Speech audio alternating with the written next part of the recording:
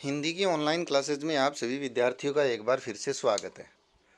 हम कक्षा 10 में पढ़ रहे थे ईदगाह कहानी, और ईदगाह कहानी में हम यहाँ तक पढ़ चुके थे कि सभी जो दोस्त हैं वो अपने अपने खिलौने ले लेते हैं। हामिद है चिमटा लेता है और बाकी बच्चों से जिरह करता है, वाद विवाद करता है और अपने चिमटे को खिलौना बताने की पूरी कोशिश करता है। और यहाँ तक कहता है कि मेरा जो यह चिमटा है ये है बहादुर है, रुस्तमे हिंद है, शेर की गर्दन पकड़ कर के सवार हो जाएगा और शेर की आंखें निकाल लेगा। भिश्ती की छक्के छूट जाएंगे, मियाँ सिपाही भाग जाएगा, वकील साहब की नानी मर जाएगी और चोगे में मुंह छिपा कर भागेगा।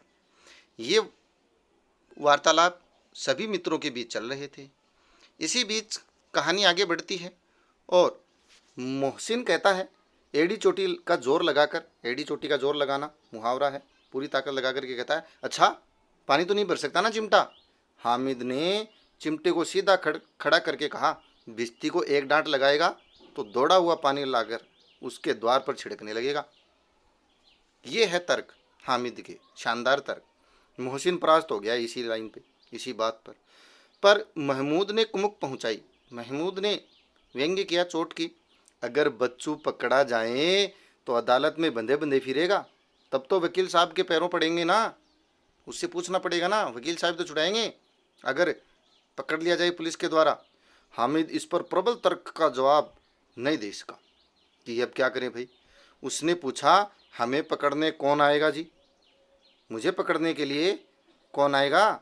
नूरे ने अकड़ कर कहा, यह है सिपाही, बंदूक वाला आएगा तुम्हें पकड़ने के लिए, तुम्हारे चिमटे को पकड़ने के लिए। हामिद ने मुंह चिढ़ाकर कहा, यह है बेचारे, हम बहादुर रुस्तमे हिंद को पकड़ेंगे। अच्छा लाओ, अभी जरा कुश्ती हो जाए, इसकी सूरत देखकर दूर भागेंगे। पकड़ेंगे क्या बेचारे, मेरा चिमटा है रुस्तमे हिंद, इसकी तो शक्ल देख करके ही दूर भाग जाएगा ये तुम्हारा चिमटा। मोहसिन को एक नई चोट सूझ गई। मोहसिन बोला, तुम्हारे चिमटे का मुंह रोज आग में जलेगा, चूल्हे में रोटियां सेकने के टाइम पे तुम्हारा ये चिमटा है वो रोज जलेगा।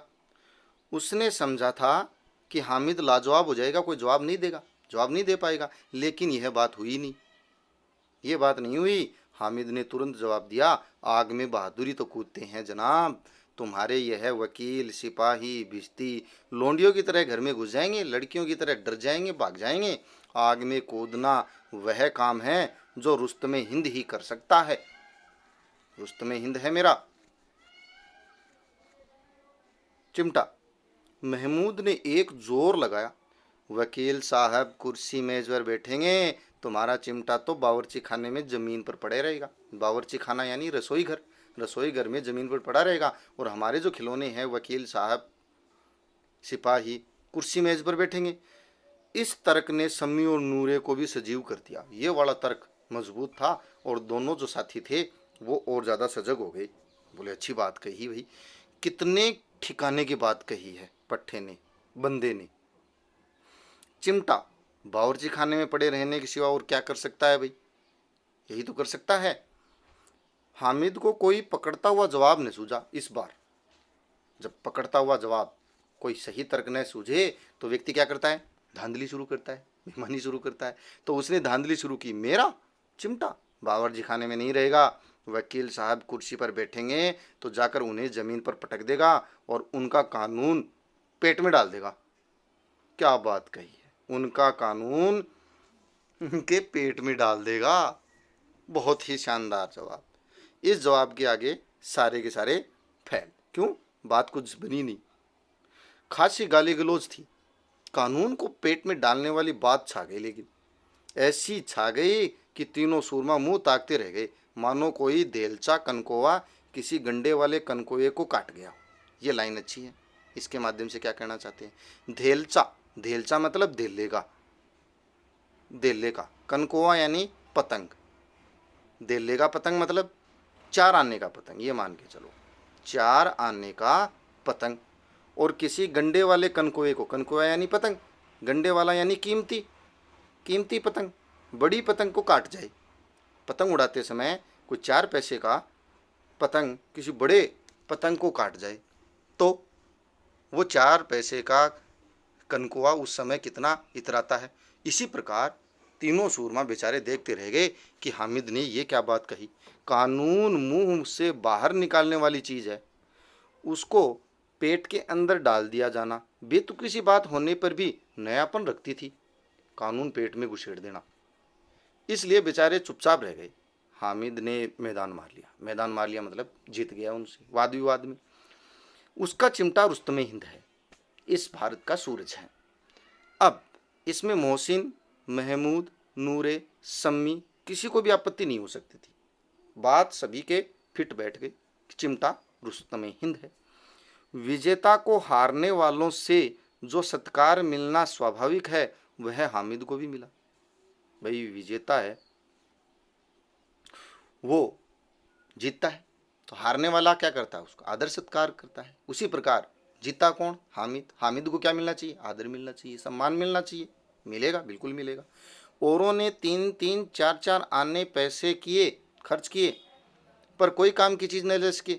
और हामिद ने क्या किया, हामिद ने मात्र 3 पैसे में रंग जमा दिया। रंग जमा देना, खूब मुहावरे हैं, प्रेमचंद जी की भाषा मुहावरे था। 3 पैसे में ही बिल्कुल शानदार चीज़ खरीदी, बहुत ही बढ़िया चीज़ खरीदी। सच ही तो है, खिलौनों का क्या भरोसा, टूट फूट जाएंगे, बिल्कुल टूट फूट जाएंगे। हामिद का चिमटा तो बना रहेगा, वो भी बरसों। चिमटा क्या है, लोहे का है, बरसों चलेगा। संधि की शर्त तय होने लगी। जैसे जीते हुए और हारे हुए सैनिकों के बीच संधि होती है, राजाओं के बीच, तो जीतने वाला जो भी तय करता है वही माना जाता है। मोहसिन ने कहा जरा अपना चिमटा दो, हम भी देखें। तो हमारा भिश्ती ले लो, भिश्ती देख लो। अब थोड़ी देर पहले बेचारा हामिद ललचा रहा था, हाथ में खिलौना ही नहीं दे रहे थे वो तो। और अब दोस्त हो गए सारे के सारे। महमूद और नूरे ने भी अपने अपने खिलौने पेश कर दिए कि देखो भाई, हमारा वाला खिलौना भी ले लो, तुम हमें चिमटा दे दो खेलने के लिए। हामिद को इन शर्तों के मानने में कोई आपत्ति नहीं थी। ठीक है भाई, क्या दिक्कत है। चिमटा बारी बारी से सबके हाथ में गया और उनके खिलौने ने बारी बारी हामिद के हाथ में आ गए। उनके खिलौने हामिद ने लिए। कितने खूबसूरत खिलौने हैं, मन ही मन हामिद सोच रहा है, शानदार खिलौने हैं। हामिद ने हारने वालों के आंसू पोंछे। आंसू पोंछना मतलब धीरज बंधाया, उनको मीठी मीठी बात की, हारने वालों से जैसे की जाती है। मैं मैं तुम्हें चिढ़ा रहा था, सच यह चिमटा भला इन खिलौनों के बराबरी क्या करेगा, मालूम होता है। अब बोले इतने शानदार खिलौने तुम्हारे, तो मेरा चिमटा इतना भी अच्छा नहीं है, मैं तो ऐसे ही चिढ़ा रहा था तुमको। लेकिन मोहसिन की पार्टी को इस दिलासे से संतोष नहीं होता था। क्या करे बेचारा, चिमटे का सिक्का खूब बैठ गया था। सिक्का बैठ जाना, प्रभाव जम गया था। चिपका हुआ टिकट अब पानी से नहीं छूट रहा था। क्या करे, रुस्तमे हिंद दिमाग में बैठ गया था बात, चिमटा बहुत अच्छा है, बाकी चीज़ें बेकार लग रही थी सभी को। मोहसिन, लेकिन इन खिलौनों के लिए कोई हमें दुआ तो नहीं देगा ना। तेरे चिमटे के लिए तो दादी अम्मा दुआ भी देगी, गांव वाले भी दुआ देंगे, पड़ोसी भी दुआ देंगे कि हामिद कितना अच्छा बच्चा है, चिमटा लाया है, आकर्षक वस्तु नहीं लाया है, एक काम की वस्तु लाया है, उपयोगी वस्तु लाया है। महमूद, दुआ को लिए फिरते हो, उल्टे मार न पड़े, कूटेंगे और हमें मारेंगे। अम्मा जरूर कहेंगी कि मेले में यही मिट्टी के खिलौने मिले तुम्हें, और कोई चीज़ नहीं मिली, और इसे मिलेगी दुआ, हमें मिलेंगे आरोप, गालियाँ। हामिद को स्वीकार करना पड़ा कि खिलौनों को देखकर किसी की माँ इतनी खुश न होंगी जितनी दादी चिमटे को देख करके होंगी। 3 पैसे ही 3 पैसों ही में तो उसने सब कुछ करना था, और उन पैसों के इस उपयोग पर पछतावे की बिल्कुल ज़रूरत नहीं थी। बहुत अच्छी लाइन आई है भाई, 3 पैसों में उसे सब कुछ करना था। अब उसने 3 पैसे से जो चीज़ खरीदी है उपयोगी, इससे उसे पछताने की कोई आवश्यकता नहीं। फिर अब तो चिमटा रुस्तमे हिंद है और सब खिलौनों का क्या है, बादशाह है। बिल्कुल है। रास्ते में महमूद को भूख लगी, उसके बाप ने केले खाने को दिए थे। महमूद ने केवल हामिद को साझेदार बनाया, उसको खिलाए। उसके अन्य मित्र मुंह ताकते रह गए, मुंह ताक रहे हैं। यह उस चिमटे का प्रसाद था, प्रभाव था, जो उसे क्या मिले, केले खाने को मिले और क्या मिले। 11 बजे गांव में हलचल मच गई, मेले वाले आ गए। मोहसिन की छोटी बहन ने दौड़कर भिश्ती उसके हाथ से छीन लिया और मारे खुशी के जो उछली तो मियाँ भिश्ती नीचे आ गए और सुरलेख पर धार गए। सुरलोक स्वर्ग सिधार गए, टूट गए, फूट गए। पहला खिलौना टूट गया भाई। किसका? मोहसिन का। किसने तोड़ा? छोटी बहन ने। इस पर भाई बहन में मारपीट हुई, दोनों खूब रोए और उनकी अम्मा यह शोर सुनकर के बिगड़ी और दोनों की दो दो चाटे लगाई, पिटाई कर दी। ये लो खिलौना, खिलौना भी गया, मार भी पड़ी। मियाँ नूरे के वकील का अंत उसके प्रतिष्ठा के अनुकूल ही हुआ और इससे ज़्यादा गौरवमय हुआ। कैसे भाई? वकील जमीन पर या ताक पर तो नहीं बिठाया जा सकता। ताक मतलब जो खिड़की का ऊपर रखने का एक आला सा होता था, जगह होती थी थोड़ी सी, लटान जिसे बोलते हैं। उसकी मर्यादा का विचार तो रखना ही होगा ना। इसलिए वकील को बैठाने के लिए अच्छी जगह चाहिए। दीवार में 2 खूंटियाँ गाड़ी गई, उन पर लकड़ी का एक पटरा रखा गया, फट्टा जिसे बोलते हैं, तख्ता। पटरे पर कागज का कालीन बिछाया गया, बिल्कुल कालीन भी बिछेगी। वकील साहब राजा भोज की भांति सिंहासन पर विराजे, विराजे यानी बैठे, सिंहासन पर बैठ गए हैं। नूरे ने उन्हें पंखा जलाना शुरू किया। भाई वकील साहब को गर्मी लग रही है, पंखे जला रहे हैं, वो राजा साहब की तरह बैठे हैं ना। अदालतों में खस की टट्टियाँ और बिजली के पंखे रहते हैं भाई। अदालतों में खस की टट्टियाँ मतलब घास की, घास फूस की, जैसे पहले पंखे आते थे वैसे, और बिजली के भी पंखे होते हैं। क्या यहाँ मामूली पंखा भी ना हो? बिल्कुल होना चाहिए, अच्छा पंखा होना चाहिए। कानून की गर्मी दिमाग पर चढ़ जाएगी कि नहीं, इसलिए बांस का पंखा आया। नूरे हवा करने लगा। मालूम नहीं पंखे की हवा से या पंखे की चोट से वकील साहब स्वर्ग लोक से मृत्यु लोक में आ गए। जिस ऊंचाई पर बैठे थे मृत्यु लोक, नीचे आए जमीन पर। उनका माटी का चोला माटी में मिल गया। माटी का चोला माटी में ही मिलेगा, मिट्टी का खिलौना था, मिट्टी में मिल गया। फिर बड़े जोर शोर से मातम हुआ, लड़ाई हुई, रोया धोया और वकील साहब की अस्थि जो टांग थी वो घूरे पर डाल दी गई। टूट फूट गया भाई, और क्या करे, अस्थि पंजर फेंकने पड़ेंगे। अब रहा महमूद का सिपाही। उसे चटपट गांव का पहरा देने का चार्ज मिल गया था। गांव का पहरा देगा भाई सिपाही तो। लेकिन पुलिस का सिपाही कोई साधारण व्यक्ति तो था नहीं जो अपने पैरों पर चले, वह तो पालकी पर चलेगा। पालकी बनाएंगे भाई। एक कटोरी आई, उसमें कुछ लाल रंग के फटे पुराने चिथड़े बिछाए गए, कपड़े, कतरन जिसे बोलते हैं, कपड़ों की, जिसमें सिपाही साहब आराम से लेटे। नूरे ने यह टोकरी उठाई और अपने द्वार पर चक्कर लगाने लगा। भाई पहरा तो देगा ही, बिल्कुल देगा। उनके दोनों भाई सिपाही की तरफ से छोने वाले जागते रहो, छोने वाले सोने वाले जागते रहो पुकारते चले। छोटे भाई ऐसे ही पुकारेंगे तोतली आवाज में, मगर रात तो अंधेरी होनी चाहिए। महमूद को ठोकर लग जाती है, टोकरी उसके हाथ से टूटकर गिर पड़ती है। मियाँ सिपाही अपनी बंदूक लिए जमीन पर आ जाते हैं और उनकी टांग में विकार आ जाता है, टूट जाती है टांग। ठीक है भाई, टांग टूट गई। किसकी? सिपाही। महमूद को आज ज्ञात हुआ कि वो तो अच्छा डॉक्टर भी है, टांग तो ठीक भी कर सकता है, जोड़ सकता है, सर्जरी कर सकता है। उसको ऐसा मरहम मिल गया जिससे वह टूटी टांग को आनन फानन में जोड़ सकता है। केवल गुल्लर का दूध चाहिए, चिपचिपा दूध होता है, गुल्लर का दूध आता है, टांग जोड़ दी जाती है। लेकिन सिपाही को जो ही खड़ा किया जाता है टांग जवाब दे जाती है। फिर से शल्य क्रिया असफल हुई। शल्य क्रिया किसे कहते हैं? सर्जरी को कहते हैं। असफल हो गई भाई ऑपरेशन, तब उसकी दूसरी टांग भी तोड़ दी गई। बैलेंस बन गया ना दोनों टांग तोड़ने से।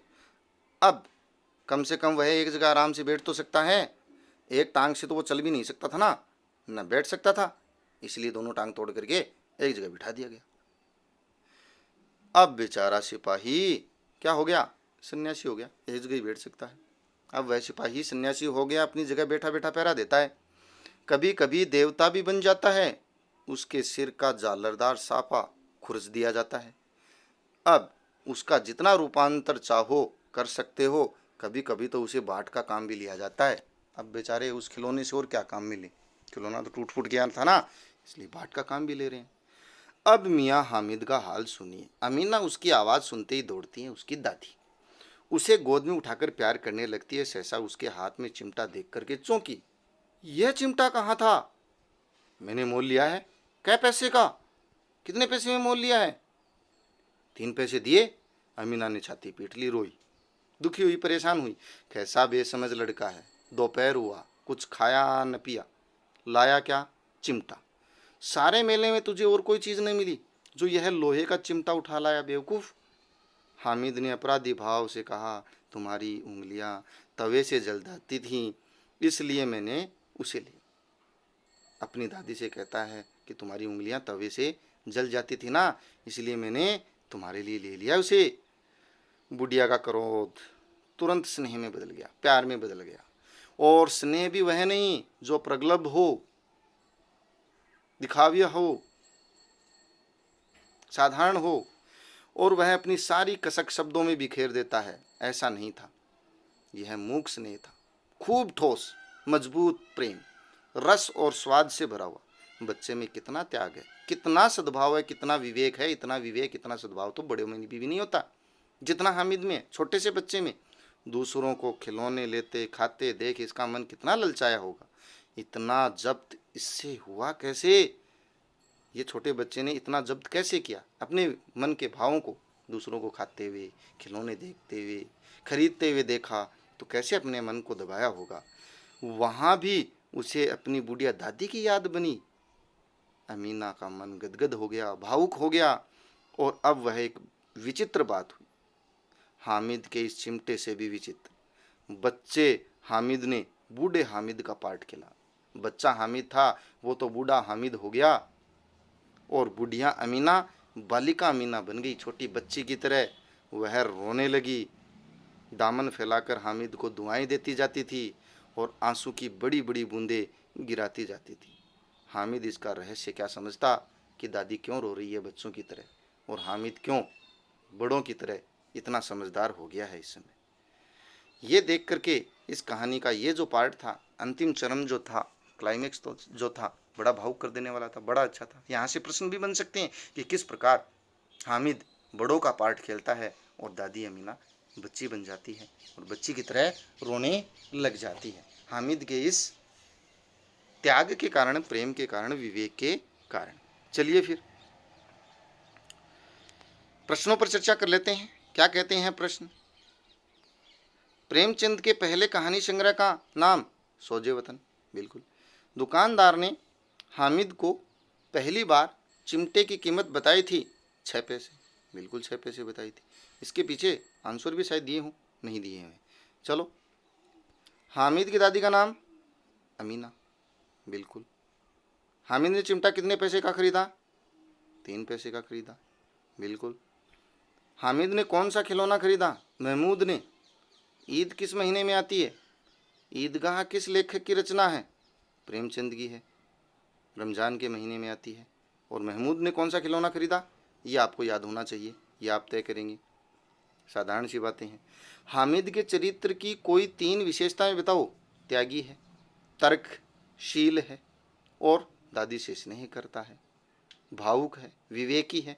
कोई भी 3 विशेषताएं विस्तार से लिख सकते हो।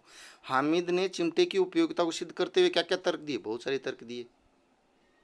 एक डांट में भिश्ती पानी दे जाएगा, और रुस्तमे हिंद है, आग से खेलेगा, बहादुर है, वकील के पेट में कानून घुसेड़ देगा, वगैरह वगैरह बहुत सारे तर्क दिए। ईदगाह कहानी के उन प्रसंगों का उल्लेख कीजिए जिनसे ईद के अवसर पर ग्रामीण परिवेश का उल्लेख हो जाता, उल्लास प्रकट होता है। जो शुरुआत में पैराग्राफ आया था कि कोई तेली के पास जा रहा है अपने जूतों में तेल डालने के लिए, खड़े हो गए ना, कोई बटन सिलवा रहा है, कोई चौधरी साहब के घर भागा जा रहा है बदहवास, घर में दाने नहीं है, वगैरह वगैरह। और सभी के सभी, कोई आधा रोज़ा रखा है, कोई पूरा रोज़ा रखा है, किसी ने रखा भी नहीं है। हामिद के अतिरिक्त इस कहानी के किस पात्र ने आपको सर्वाधिक प्रभावित किया और क्यों? अमीना, बुढ़िया दादी किस प्रकार से बच्चे को पाल रही है और किस प्रकार से उसको यकीन दिलाई हुई है उसका पिता आएगा, माता आएगी, और किस प्रकार से अपने बच्चे को पालने के लिए वो संघर्ष कर रही है। बच्चों में लालच, एक दूसरे से आगे निकल जाने की होड़ के साथ साथ निश्चलता भी मौजूद होती है। कहानी के 2 प्रसंग देखिए, आगे निकलने की होती है सबसे। जब बच्चे हैं होड़ के साथ झूला झूलते हैं, आगे से आगे हामिद नहीं जा पाता है। दूसरी बात, निश्चलता मौजूद होती है। जब हामिद का चिमटा जीत जाता है वाद विवाद में, तो सभी उसे चीज़ें देते हैं, अपनी वाली खिलौने देते हैं और उसका चिमटा खुद लेते हैं, ठीक है। और केले भी खाने के लिए देता है उसका मित्र। तो इस प्रकार से निश्चलता भी है। लालच तो होता ही है। लालच कहाँ होता है? जब उसको रेवड़ी खिलाते हुए लेकिन दिखा करके खुद खा जाते हैं, वगैरह वगैरह। तो निबंधात्मक प्रश्न है, बड़े रूप में लिखना पड़ेगा। मुंशी प्रेमचंद जी का जीवन परिचय कहानी की शुरुआत में दे रखा है और ये है सप्रसंग व्याख्याएं। तो आज की ये हमारी कहानी है वो समाप्त होती है। ईदगाह कहानी बहुत महत्वपूर्ण कहानी है, परीक्षा की दृष्टि से बहुत ही ज़्यादा महत्वपूर्ण है। इससे ज़्यादा प्रश्न आते हैं और प्रश्न आते जरूर हैं बोर्ड में, ये आप ध्यान रखेंगे, या तो व्याख्या या क्वेश्चन। तो आज के वीडियो में बस इतना ही। मिलते हैं अगले वीडियो में नए पाठ के साथ, नए आकर्षक रोचक प्रसंग के साथ। तब तक के लिए धन्यवाद।